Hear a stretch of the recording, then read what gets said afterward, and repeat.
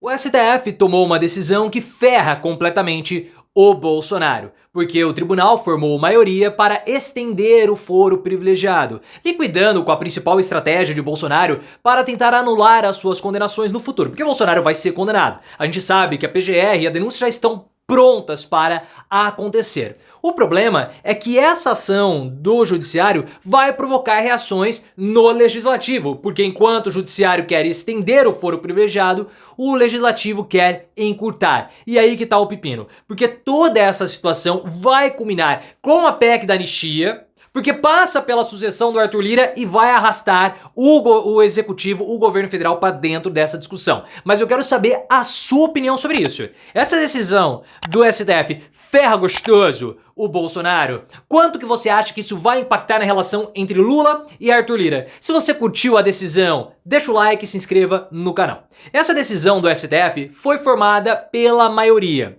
Não foi fechado ainda, mas nós já temos 6 votos a favor de estender o foro privilegiado. Entretanto, no início da abertura das discussões, da reabertura das discussões, o André Mendonça, o ministro do STF colocado por Bolsonaro, pediu vista, então essa discussão vai se alongar por mais um pouquinho. Mas o que aconteceu? O Gilmar Mendes, o decano do STF, tem uma tese para alongar a validade do foro privilegiado, que hoje contempla aquelas figuras que estão ainda em exercício do mandato. O Bolsonaro, por sua vez, não tem mais o foro privilegiado. Por quê? Porque ele já deixou de ser presidente da República. Então, todos os julgamentos contra Bolsonaro envolvendo o 8 de janeiro, as joias e todos aqueles inquéritos que Bolsonaro vai ser denunciado não poderiam ser julgados no STF, mas sim na primeira instância. Então essa decisão ela tem um impacto direto para o Bolsonaro. Porque o Bolsonaro, no início de toda essa investigação contra ele, a defesa errou. Por que a defesa errou? Porque a defesa ficou atacando o Alexandre de Moraes ao invés de atacar o local do julgamento. Como o Bolsonaro já não tinha mais foro privilegiado, o local adequado para o julgamento deveria ser a primeira instância. Por isso que o Bolsonaro e a Michelle ficaram em silêncio naquele depoimento que eles prestaram ano passado. Eles falaram, olha, nós temos que falar diante de um juiz de primeira instância, numa investigação de primeira instância, não diante do STF, porque nós não temos foro. Então a defesa do Bolsonaro, no futuro, iria pedir a anulação das condenações pelo fato do local julgado não ser o adequado. Ah, mas por que o Bolsonaro está sendo avaliado no STF? Porque há ali algumas manobras jurídicas, prerrogativas jurídicas, que aqueles que estão sendo investigados junto com figuras que possuem foro privilegiado deveriam ser julgadas também no foro privilegiado. E abrir discussão jurídica? Sim. Da primeira instância seria mais fácil para o Bolsonaro escapar? Sim, porque não seria o Alexandre de Moraes ou os ministros do STF. Poderia cair nas mãos o julgamento de um juiz bolsonarista. Então essa decisão liquida essa argumentação da defesa de Bolsonaro e o coloca na rota do Alexandre de Moraes. E como nós estamos vendo, tudo isso que está acontecendo é uma preparação para a condenação do Bolsonaro. Primeiro, o STF já acabou com aquela história de artigo 142. Aquela interpretação que poderia falar que as Forças Armadas eram um poder moderador. Então toda a discussão a respeito do 8 de janeiro iria ser o seguinte, olha, há uma prerrogativa da Constituição para nós pedirmos a intervenção militar. Porque nós não estávamos pedindo a intervenção militar. Na verdade, nós estávamos pedindo a atuação do poder moderador das Forças Armadas. Não existe mais esse argumento. E agora, todo o argumento para anular o processo por conta do foro privilegiado ou anular as condenações também está completamente encerrado.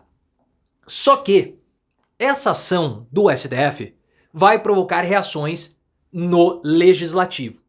Porque no mesmo tempo que o STF discutia expandir o foro privilegiado, o legislativo, no caso a Câmara dos Deputados, querem encurtar o foro privilegiado, mantendo a prerrogativa para presidentes da Câmara, presidentes do Senado e presidente da República. E mais algumas outras figuras, mas só. E por quê? Porque os bolsonaristas não querem ser julgados pelo STF. Eles querem ser julgados pela justiça comum. Porque eles vão ser julgados por conta da participação nos atos antidemocráticos como mentores políticos, mentores intelectuais, até financiadores e integrantes da organização criminosa comandada por Bolsonaro, que conspirava contra a República. Então já há a possibilidade da votação da PEC do fim do foro até o fim de 2024, segundo informações do Ricardo Noblat. Porque esse é um desejo do Arthur Lira para garantir os votos necessários vindos do bolsonarismo para a sua sucessão, que é o momento mais importante e pivotal do futuro político do Arthur Lira. O Lira articulou contra a Marielle, o Lira articulou contra a prisão do Chiquinho Brazão para favorecer o Elmar Nascimento, para garantir os votos. Então ele vai querer pautar essa PEC do fim do foro privilegiado. Aí o que acontece, pessoal? Olha só o que vai acontecer. Além da PEC do fim do foro, existem outras reações vindas do legislativo contra o judiciário. E isso tudo pode puxar o governo para essa discussão e o Lula não quer. Segundo a Letícia Casado, do UOL, o legislativo já se mobiliza para rebater essa decisão do judiciário. Como? Já começaram a conversar com o presidente da OAB.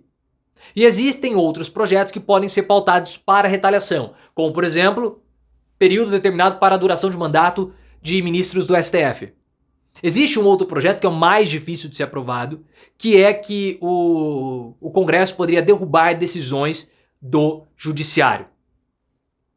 São situações que vão opor tanto o judiciário quanto o legislativo. Além disso, tem toda a discussão na PEC da anistia. O Arthur Lira, ele deseja que os bolsonaristas votem no Elmar Nascimento. E segundo informações da Andréa Sadi, do O Globo, ou do G1, do Grupo Globo, há uma boa vontade, há uma disposição do Arthur Lira e haveria um caminho fácil para a aprovação da PEC da anistia. Queria anistiar todos os bolsonaristas condenados, incluindo o Bolsonaro. Não haveria gesto maior vindo do Arthur Lira para os bolsonaristas do que anistiar todos os crimes deles.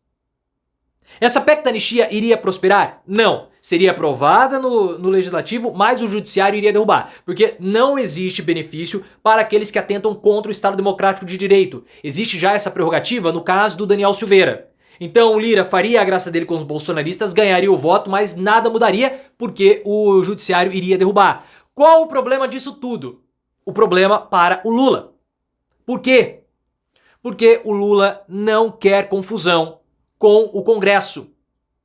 E esse embate entre o legislativo e o judiciário puxaria, por tabela, o executivo para dentro. E o Lula está evitando ao máximo qualquer tipo de desgaste com o Congresso. Pediram moção de repúdio a respeito do golpe de 64. O Lula ficou quieto. Por quê? Porque não há interesse em criar atritos com o Congresso, porque toda negociação é muito difícil. Enquanto o presidente da Câmara for Arthur Lira, não dá para ficar criando indisposições. Porque é muito importante que outros projetos prioritários, como tributação progressiva e outras pautas, sejam aprovadas. E como o Lula tem adotado uma nova forma de governar o país, puxando o judiciário para dentro do jogo político, justamente para se opor às ofensivas do legislativo, toda essa situação entre judiciário e legislativo vai arrastar o executivo para dentro. É o problema, isso tudo é muito normal, porque nós temos uma república baseada em 3 poderes, e esses poderes ficam se atritando mesmo. E é assim que eles vão se autorregular. Para Lula é bom? Tem os seus benefícios, mas também tem ali os seus problemas. Para o Bolsonaro não é bom nem ruim, é péssimo.